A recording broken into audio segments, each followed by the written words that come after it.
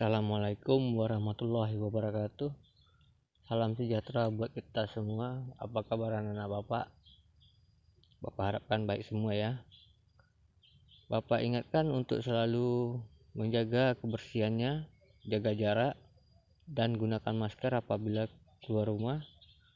Karena kita berada pada new normal, jadi membiasakan diri. Baiklah, untuk materi pertama ini kita belajar bab 1, yaitu berapresiasi seni rupa. Peta materinya yang pertama adalah mengembangkan sikap apresiatif seni rupa. Yang kedua, mengembangkan sikap empati kepada profesi seniman dan budayawan. Yang ketiga, mengamalkan perilaku manusia berbudaya dalam kehidupan bermasyarakat. Yang ketiga, interaksi dan komunikasi efektif dengan lingkungan seni budaya. Tujuan pembelajaran kita untuk kali ini adalah pertama, mampu mengapresiasi karya seni rupa. Yang kedua, membangun sikap empati terhadap seniman dan budayawan.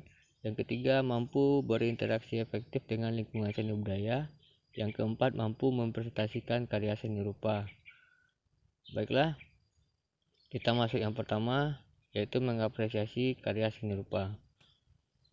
Mengapresiasi karya seni rupa adalah aktivitas mengindra karya seni rupa, merasakan, menikmati, menghayati, dan menghargai nilai-nilai keindahan dalam karya seni, serta menghormati keberagaman konsep dan variasi konvensi artistik eksistensi dunia seni rupa.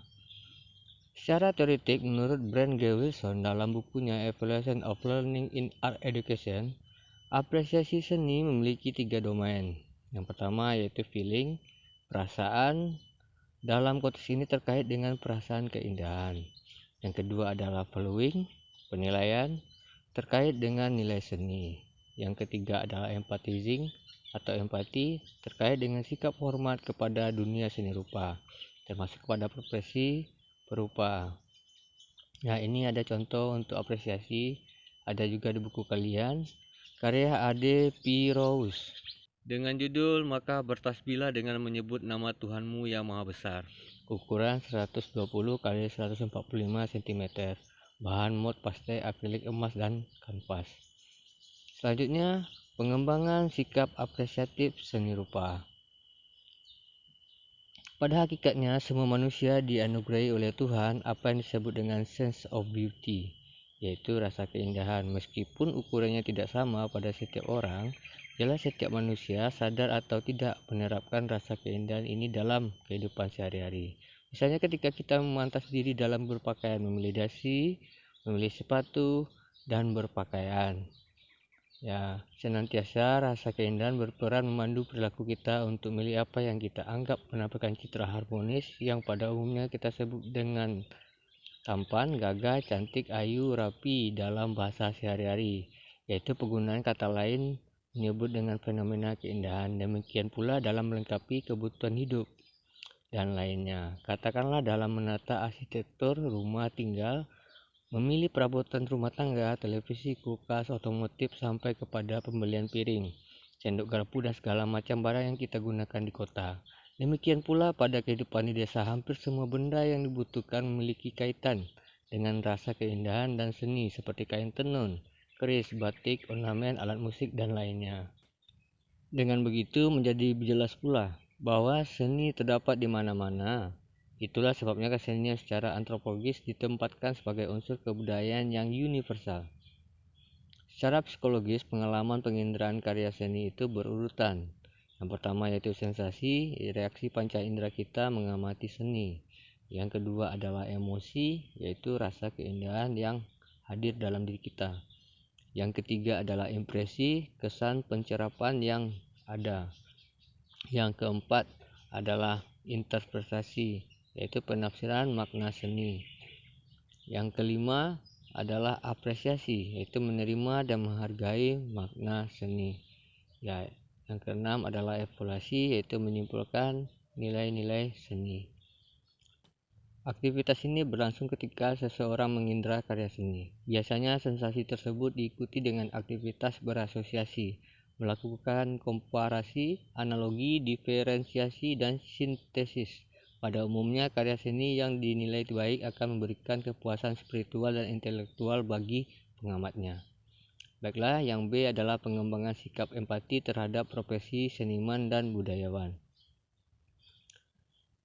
Pengenalan akan tokoh-tokoh seni budaya dan reputasinya, kontribusi mereka bagi masyarakat dan bangsa atau bagi kemanusiaan pada umumnya adalah upaya nyata pengembangan perasaan simpati, yang jika dilakukan berulang-ulang akan meningkatkan menjadi perasaan empati, sehingga peserta didik menjadi kagum akan prestasi dalam jasa-jasa para seniman atau budayawan berdasarkan kualitas karya seni dan pengakuan serta penghargaan yang diperolehnya, baik dalam tingkat lokal maupun internasional. Baiklah, ini ada 5 seniman muda Indonesia yang bisa kita apresiasi versi Urban Icon Magazine November 2018. Yang pertama yaitu Robby Dwi Antono. Pelukis yang mengusung aliran pop surrealis ini mencampur unsur mimpi dan imajinasi dalam karyanya. Beliau sudah mengadakan pameran baik dalam maupun luar negeri. Selanjutnya adalah Noval Absar. Noval selalu menampilkan karya yang penuh humor dan komedi. Ia seolah ingin membuat orang yang melihat karyanya ingin ikut tersenyum. Beliau juga sudah melakukan pameran baik dalam maupun luar negeri dan sudah diakui di internasional. Selanjutnya adalah Bayu Santoso. Perupa kelahiran 16 September 1994 ini mengukir prestasi lewat kompetisi desain cover Maroon 5. Hasilnya, Bayu berhasil mengalahkan banyak seniman dunia yang mencoba mengikuti kompetisi ini. Ya, mungkin anak-anak bapak ada yang tahu dengan grup band Maroon 5. Jadi Bayu sudah menangkan kompetisi desain untuk album Maroon 5. Ya, bisa dilihat ada gambarnya. Selanjutnya adalah Sinta Tantra. Karya seniman visual asal Bali ini telah terpajang di ruang publik Inggris, Prancis hingga Amerika Serikat. Lewat instalasi 3 dimensi, Sinta membuat jembatan yang membentang di atas sungai Thames, London, tampak indah dengan warna-warni lukisannya. Luar biasa mereka. Selanjutnya Tarbots. Sosok pria ini hanya dikenal lewat nama, julukan, dan karya muralnya. Walaupun seni mural sering dianggap mengotori kota, namun keahliannya dalam membuat mural membuat Darbots dikenal hingga mancanegara. Ya, apakah anak-anak bapak selanjutnya? Bapak aminkan dan bapak akan merasa bangga jika kalian bisa mampu seperti mereka. Oke, selanjutnya C. Mengamalkan perilaku manusia berbudaya dalam kehidupan bermasyarakat.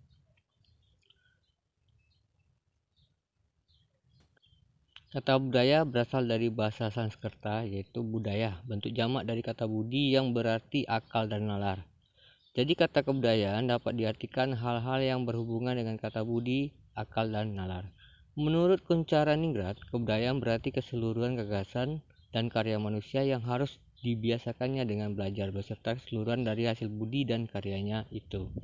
Kata budaya sering juga dipadankan dengan kata adab yang menunjukkan unsur-unsur budi luhur dan indah. Misalnya kesenian, sopan santun, dan ilmu pengetahuan yang merupakan peradaban atau kebudayaan. Kebudayaan memiliki 3 wujud. 1. Kebudayaan sebagai konsep. 2. Kebudayaan sebagai aktivitas. Dan 3. Kebudayaan sebagai artefak. Dengan klasifikasi seperti ini, seluruh aktivitas interaksi manusia dengan Tuhan, interaksi dengan masyarakat, dan interaksi dengan alam, semuanya adalah kebudayaan. Selanjutnya, D. Interaksi dan komunikasi efektif dengan lingkungan seni budaya. Interaksi dan komunikasi efektif dengan lingkungan seni budaya. Dari pengalaman belajar apresiasi seni, diharapkan siswa dan siswi dapat berperilaku pertama demokratis, yang kedua etis, yang ketiga toleransi, yang ketiga sikap positif. Jadi diharapkan hasil pembelajarannya seperti ini. Selanjutnya penugasan. Ya, oke, kali ini Bapak kasihkan kalian tugas, yaitu yang pertama, kalian carilah satu buah karya seni rupa. Sumbernya silakan dari internet, buku, atau media lainnya. Yang kedua, carilah informasi tentang perupanya, judul karyanya, dimensi karyanya, panjang, lebar, dan tinggi, keunikan karyanya dari berbagai sumber. Yang ketiga, buatlah presentasi tentang karya tersebut dalam bentuk video dan dikirimkan ke email Bapak ya. Bapak harapkan kalian mengerjakan dengan baik. Good luck. Selalu jaga kesehatan, jaga jarak, dan gunakan masker. Assalamualaikum warahmatullahi wabarakatuh.